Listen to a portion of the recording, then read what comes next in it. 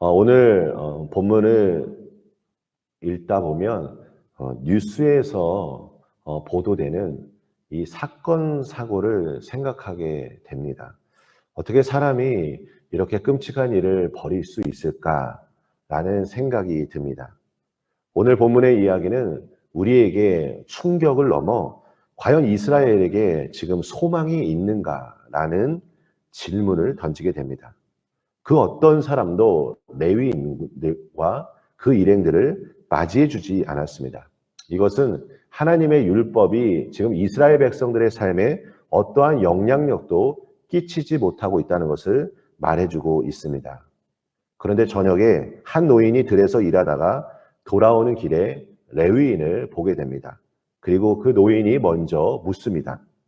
그대는 어디로 가며 어디서 왔느냐?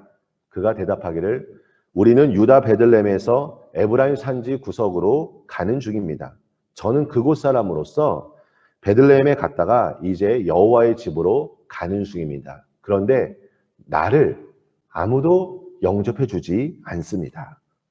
이 말을 들은 노인은 그를 안심시키며 대답합니다. 그리고 자기 집으로 영접합니다. 하지만 이제 비극적인 사건의 이제 시작됩니다.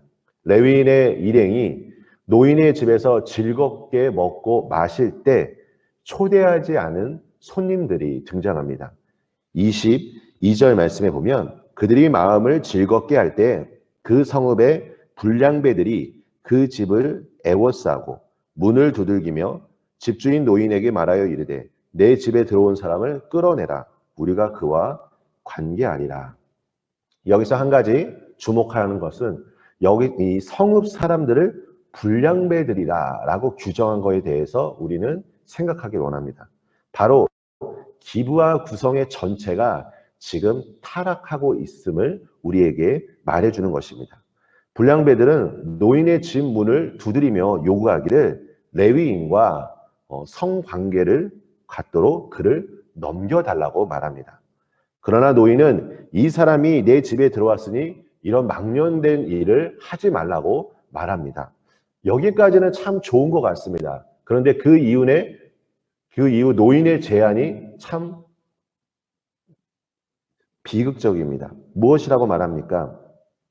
자신의 처녀딸과 레위인의 첩이 있으니 너희들이 좋을 대로 하라는 것입니다.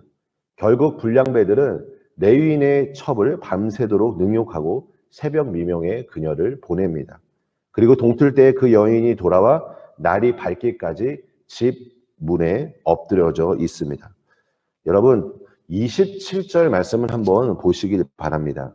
여기서 우리는 한 가지 이 충격적인 이 모습을 발견할 수 있을 것입니다. 그의 주인이 일찍이 일어나 집문을 열고 떠나가자 하더니 그 여인이 집문에 엎드려져 있고 그의 두 손이 문지방에 있는 것을 보고 여러분 발견하셨습니까? 지금 레위인이 첩의 생사를 확인하기 위해 문을 연 것이 아니라 문을 열고 떠나고자 하더니라고 나와 있습니다. 그러니까 자신의 첩에 대한 관심이 있는 것이 아니라 자신이 지금 집으로 계속 나가기 위해서 문을 연 것입니다. 안타깝게도 그녀는 결국 숨을 거두고 말았습니다. 저는 오늘 이 본문을 읽으면서 이와 같은 질문을 던졌습니다. 과연 레위인이 행음한 자신의 첩을 방문한 목적이 무엇이었을까? 정말 그녀와 화해하기 위해서 그녀를 방문했을까라는 생각을 해봅니다. 레위인이 이제 그녀의 시체를 12조각으로 나누어 이스라엘 사방 지역으로 보냅니다. 그리고 이 사건은 이스라엘 전체 사람들에게 확대됩니다. 11지파는 이제 베냐민 지파를 멸절시킬 지경까지 이르게 됩니다. 레위인이 돌이켜서 자신의 잘못을 회개했으면 좋았을 텐데 오직 우리는 분노만 가득하고 있는 레위인의 모습을 볼 수 있습니다. 그는 그녀를 존중하지도 않았고 그녀는 전적으로 남성폭력의 희생자였습니다.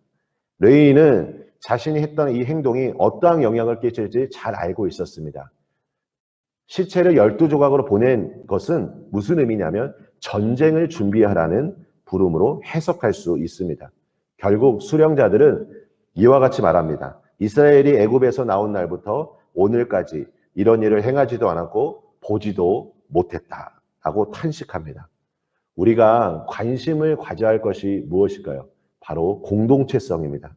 오늘 우리 사회에서 개인주의 문화가 더욱 위세를 떨치고 있고 개인을 중시하는 문화가 만연합니다. 하나님께서 교회에게 맡겨주신 사명, 이 공동체를 통하여 우리가 주님의 뜻을 발견하고 그 뜻에 순종하길 원합니다. 우리가 오늘 만나는 사람들에게 그리고 예수 그리스도의 사랑을 온전히 나타낼 수 있도록 오늘도 기도로 하루를 시작하시는 우리 모든 성도님들 되시길 예수님의 이름으로 축원합니다. 우리 함께 기도하겠습니다. 하나님 아버지 감사합니다. 오늘도 새벽 시간에 주님께 나와 하나님의 은혜를 구합니다. 모든 한 사람 한 사람에게 하나님 은혜를 내려주시고 오늘도 이 본문 말씀을 통하여 우리가 기도해야 할 이 제목들이 있다면 주님의 마음을 품고 기도하며 하나님의 뜻을 구하고 그 하나님의 뜻을 향하여 믿음의 길로 나아갈 수 있도록 주여 축복하여 주시옵소서. 예수님 이름으로 기도합니다. 아멘.